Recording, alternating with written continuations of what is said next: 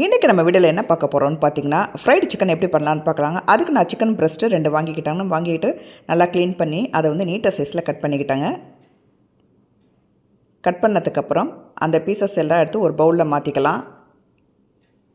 இது கூட நான் வேறு என்னென்ன பொருட்கள் சேர்த்தேன்னு பார்த்தீங்கன்னா, 2 table spoon pepper powder, 1 spoon உப்பு சேர்த்து நல்லா மிக்ஸ் பண்ணி அரை மணி நேரம் ஊற வச்சிடலாங்க. ஊற வச்சதுக்கப்புறம் 4-5 டேபிள் ஸ்பூன் சோள மாவு எடுத்துக்கலாம், அதாவது கார்ன்ஃப்ளவர் மாவு எடுத்துக்கலாங்க. நம்ம ஊற வச்சிருந்த சிக்கனை வந்து கார்ன்ஃப்ளவர் மாவில் மிக்ஸ் பண்ணிவிட்டு ஒரு பிளேட்டில் எடுத்து வச்சுக்கலாம். இதுக்கு வந்து 3 முட்டை தேவைப்படுங்க. 3 முட்டையை உடச்சி ஒரு பவுலில் எடுத்துக்கிட்டால் நல்லா மிக்ஸ் பண்ணிக்கலாம் முட்டையை. அதுக்கப்புறம் பார்த்திங்கன்னா பிரெட் கிராம்ஸ் தேவைப்படுங்க. பிரெட் கிராம்ஸில் வந்து என்னென்ன சேர்க்கணும்னு பார்த்திங்கன்னா, 1 ஸ்பூன் மிளகாய் பொடி, 1 ஸ்பூன் உப்பு சேர்த்து நல்லா மிக்ஸ் பண்ணிக்கலாம். இப்போ நம்ம வந்து சிக்கன் எடுத்து முட்டையில் மிக்ஸ் பண்ணிவிட்டு அதுக்கப்புறம் பிரெட் கிராம்ஸ்லையும் மிக்ஸ் பண்ணணுங்க. மிக்ஸ் பண்ணிவிட்டு ஒரு பிளேட்டில் எடுத்து வச்சுக்கலாம். இந்த மாதிரி ஒவ்வொரு பீஸாக ரெடி பண்ணி வச்சுக்கலாங்க. அதுக்கப்புறம் கடாயில் வந்து பார்த்திங்கன்னா சன்ஃப்ளவர் ஆயில் நான் சேர்த்துக்கிட்டேங்க.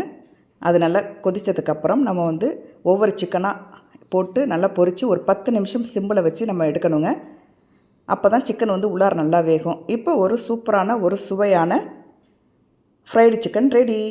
இதுக்கு வந்து மயோனைஸ் வந்து பார்த்திங்கன்னா நாங்கள் வீட்டிலே ரெடி பண்ணோங்க. செம்ம டேஸ்ட்டாக சூப்பராக இருந்துச்சு. நீங்களும் வீட்டில் ட்ரை பண்ணி பாருங்கள். இந்த வீடியோ பிடிச்சிருந்தால் லைக் பண்ணிவிட்டு மறக்காமல் சப்ஸ்கிரைப் பண்ணுங்கள். தேங்க்யூ.